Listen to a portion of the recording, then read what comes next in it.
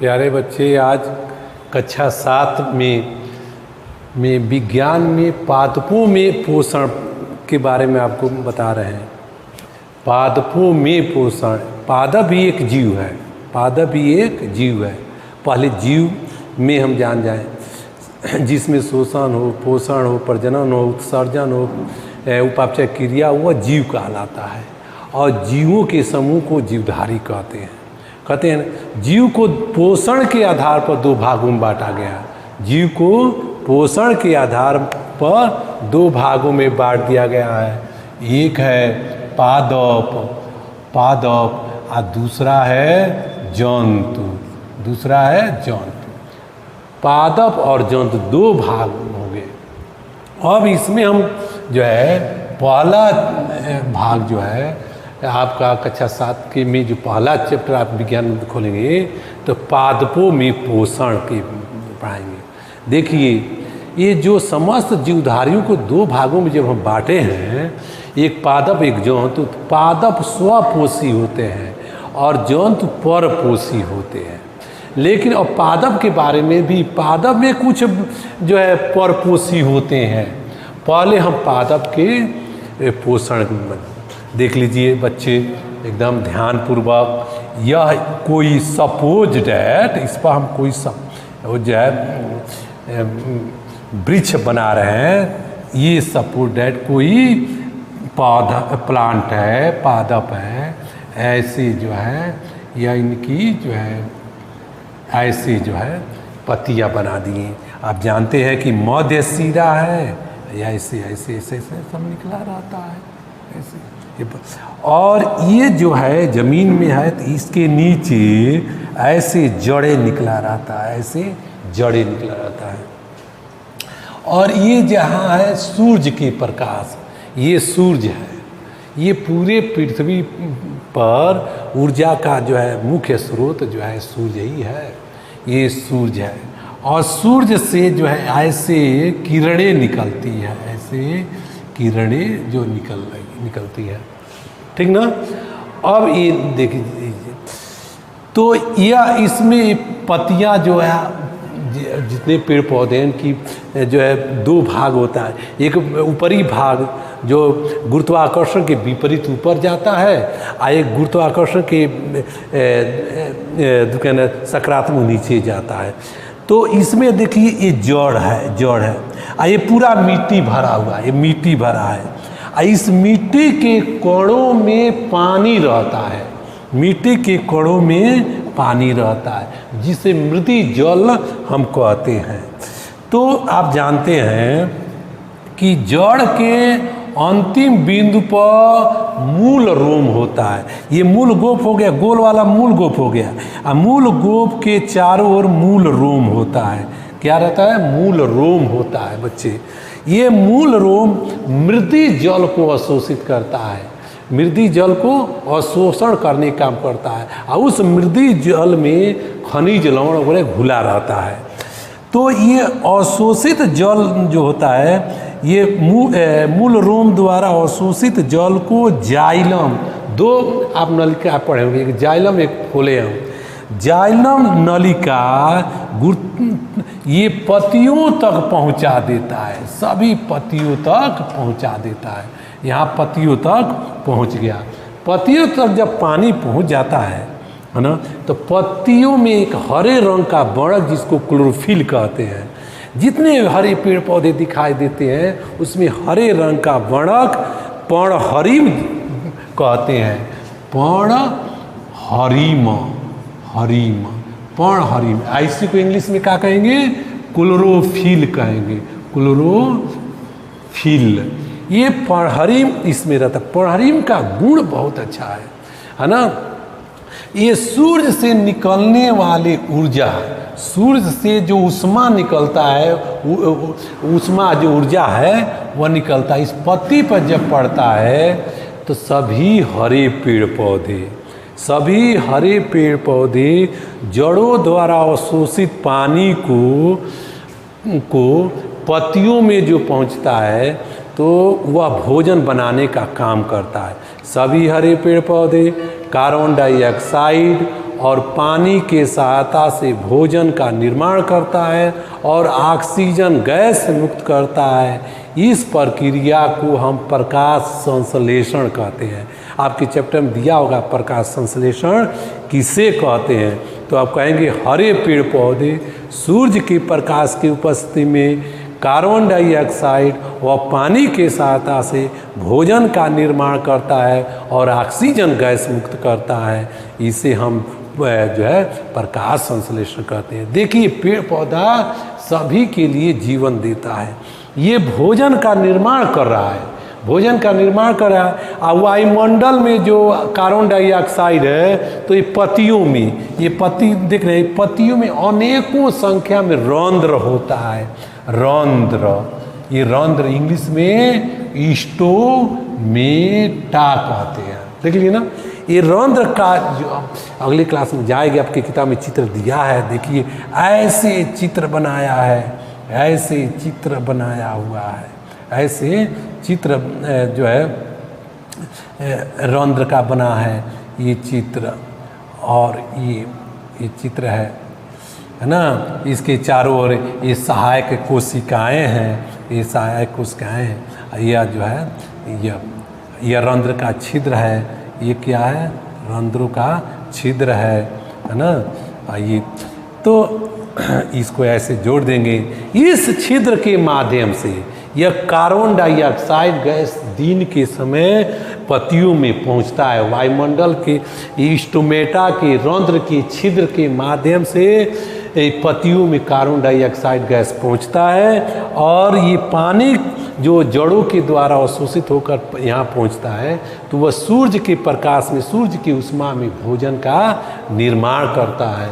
इसमें एक छोटा सा जो है बच्चे रिएक्शन के रूप में आप जानते हैं इसको, या लिख देंगे कार्बन डाइऑक्साइड का सूत्र याद कर लीजिएगा, यही है CO2 कार्बन डाइऑक्साइड का सूत्र। यह पानी का सूत्र है H2O, देख लिए ना, ये पानी का सूत्र हो गया। एरो बनाएंगे, एरो बना देंगे, तीर लिख देंगे और उसके ऊपर सूर्य के प्रकाश लिख देंगे। क्या लिखेंगे, सूर्य के प्रकाश लिख देंगे, प्रकाश है ना, सूर्य के प्रकाश, सनलाइट लिख देंगे। और नीचे लिख देंगे पर्णहरिम, पर्णहरिम, पर्णहरिम। देख लीजिए क्या है, ये सूर्य के प्रकाश ही में, ये सूर्य के ऊर्जा को ही पर्णहरिम अवशोषित करता है ना। जैसे हम लोग खाना बनाते हैं तो हम लोग जिस बर्तन में खाना बनाते हैं उस बर्तन की पेदी काला कर देते हैं, काला रहता है तो वह ऊष्मा का अधिक अवशोषक होता है। उसी प्रकार जो पेड़ पौधे की जो क्लोरोफिल है, पर्णहरिम है, सूर्य के ऊष्मा को अधिक अवशोषित करने का काम करता है। और देखिए यह अवशोषित हो गया, कार्बन डाइऑक्साइड पत्तियों के माध्यम से, ये रंध्रों के माध्यम से पत्तियों में पहुंच गया और जड़ों के माध्यम से, जड़ों द्वारा अवशोषित पानी ये जो पत्तियों में पहुंच गया। आज सूर्य के प्रकाश में पर्णहरिम ये बर्तन का जो काम कर रहा है, ये क्या कर दिया, C6 ग्लूकोज का निर्माण किया। C6H12O6 का यह ग्लूकोज बन गया। यह ग्लूकोज का सूत्र है, ग्लूकोज प्लस H2O। जलवाष्प भी निकलता है सूर्य के प्रकाश में, जब पेड़ पौधा भोजन बनाता है तो जलवाष्प निकलता है और ऑक्सीजन गैस निकल गया। ऑक्सीजन गैस, जो ऑक्सीजन गैस निकलता है अन्य जंतु से ग्रहण करता है, अन्य जंतु ऑक्सीजन गैस को ग्रहण करता है और कार्बन डाइऑक्साइड गैस को निकालता है। तो हम लोग जैसे जंतु हैं, हम लोग कार्बन डाइऑक्साइड गैस को निकालते हैं, ऑक्सीजन गैस को ग्रहण करते हैं, तो ऑक्सीजन हमको पेड़ पौधा से मिल जाता है और कार्बन डाइऑक्साइड गैस हम जो निकालते हैं वो पेड़ पौधा उसको मिल जाता है। तो इसलिए हम लोग कहते हैं कि वायुमंडल का शुद्धिकरण करने के लिए कौन सा सबसे ज़्यादा काम करता है, तो हरे पेड़ पौधे। हरे पेड़ पौधे वायुमंडल का शुद्धिकरण करता है। कैसे, कार्बन डाइऑक्साइड गैस को ग्रहण करता है, ऑक्सीजन गैस को मुक्त करता है। देख लीजिए, तो ये प्रकाश संश्लेषण क्रिया में हरे पेड़ पौधे, हरे पेड़ पौधे सूर्य के प्रकाश की उपस्थिति में कार्बन डाइऑक्साइड व पानी की सहायता से भोजन का निर्माण करता है, ऑक्सीजन गैस मुक्त करता है। इसे हम प्रकाश संश्लेषण क्रिया कहते हैं। इस संपूर्ण क्रिया स्वपोषी, ये अपना भोजन स्वयं बना लेता है, यह किसी से बनवाता नहीं है।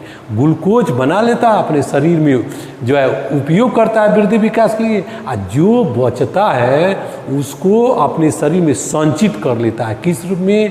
कार्बोहाइड्रेट के रूप में, मंड के रूप में, प्रोटीन के रूप में, वसा के रूप में, जो अन्य जंतु खाते हैं।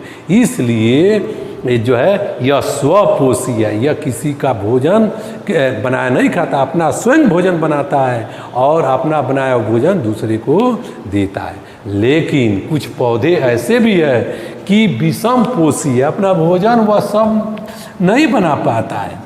कौन सा पौधा अपना भोजन सब नहीं बना पाएगा? जिसमें क्लोरोफिल, जिसमें पर्णहरिम नहीं होता है, वह पौधा अपना भोजन नहीं बना पाता है। वह पौधा क्या होता है? अपना भोजन नहीं बना पाता, वह विषम पोषी हेट्रोट्रॉफिक होता है। तो ये प्रकाश संश्लेषण की परिभाषा स्वपोषी हो गया। और विषम पोषी के बारे में थोड़ा सा जान जाइए। विषम पोषी, विषम पोषी हेट्रोट्रॉफिक, विषम पोषी। तो विषम पोषी वे पादप होते हैं जिसमें पर्णहरिम नहीं होता है, वो अपना भोजन स्वयं नहीं बनाकर अपना भोजन दूसरे से ग्रहण करता है, दूसरा का बना बनाया भोजन को ग्रहण कर लेता है, उसे विषम पोषी कहते हैं। अब ये विषम पोषी को कई भागों में बांट दिया गया है। एक तो हो गया जो है मृतोपजीवी, मृतोपजीवी जो सड़े गले पर उगता है, जो सड़े गले पर उगकर अपना भोजन ग्रहण करता है, उसे मृतोपजीवी, मृत जीव जंतु हो, सड़े गले हो, वहाँ से जो उगकर अपना जो भोजन ग्रहण करता है उसे विषम पोषी कहते हैं। जैसे कौवक, कुकुरमुत्ता को आप लोग देखे होंगे, जिसको हम मशरूम भी कहते हैं, वो अपना भोजन स्वयं नहीं बना पाता है, सड़े गले पर उगता है, उनसे अपना भोजन ग्रहण करता है। उसके बाद एक परपोषी होता है, परपोषी है ना, पैरासाइट है, परपोषी है। तो परपोषी पौधा कौन है? जो कुछ पौधे ऐसे होते हैं उसमें क्लोरोफिल होता ही नहीं है, होगा भी तो वह भोजन बनाने का काम नहीं करता, वह दूसरे पौधे के टहनियों पर उग जाता है और उनके ऊपर उगकर उनसे जो है हास्टोरिया यानी उसको जड़ें, समझिए जड़ें निकलता है, और वह जड़ निकल कर दूसरे पौधे के बड़े उच्च वर्ग के पौधे की फोलियम में पहुंच जाता है। फोलियम जब पहुंच जाता है उसी में रहता है, और जब पत्तियों से बना हुआ भोजन फोलियम के माध्यम से आता है तो उसको अवशोषित कर लेता है, अपना भोजन उनको मिल जाता है। उसे परजीवी या परपोषी या परजीवी पैरासाइट पौधा कहते हैं। जैसे अमरबेल को आप सुने हैं। अमरबेल ऐसा एक पौधा है कि जो दूसरे पौधे पर उगता है और दूसरे पौधा का बना बनाया भोजन को ग्रहण कर लेता है। एक और पौधा है सहजीवी, सिम्बायोसिस, सहजीवी उसको कहते हैं, सहजीवी उसे कहते हैं दो जीव साथ साथ रहे और एक दूसरे को लाभ पहुंचाए, उसे सहजीवी कहते हैं, किसी को हानि न होता है। जैसे कौवक देख लीजिए, कौवक में क्लोरोफिल नहीं है, पर्णहरिम नहीं है, तो अपना भोजन बनाएगा नहीं, लेकिन उसमें जड़ के समान राइजोमार्फा है ना, मूलाभास जो जड़ है उस सड़े गले स्थानों पर या मृत कहीं जो है पथरीले जगह पर उगता है, पानी को तो अवशोषित कर लेगा लेकिन उसमें भोजन बनाने के गुण नहीं है। उसके शरीर में आकर जो है शैवाल आगे बढ़ जाता है, शैवाल हरे रंग का होता है, उसमें पर्णहरिम पाया जाता है। अब बढ़ जाता है लेकिन उसमें जड़ नहीं होता है। जब बढ़ जाता है तो ये पानी अवशोषित करता है कौवक, और शैवाल प्रकाश संश्लेषण क्रिया द्वारा भोजन बना लेता है। अब भोजन जो है दोनों बराबर भागों में बांट लेते हैं, दोनों को लाभ हो गया, उसे सहजीवी कहते हैं। जैसे आपकी किताब में है लाइकेन, है ना। तो बच्चे आज इतना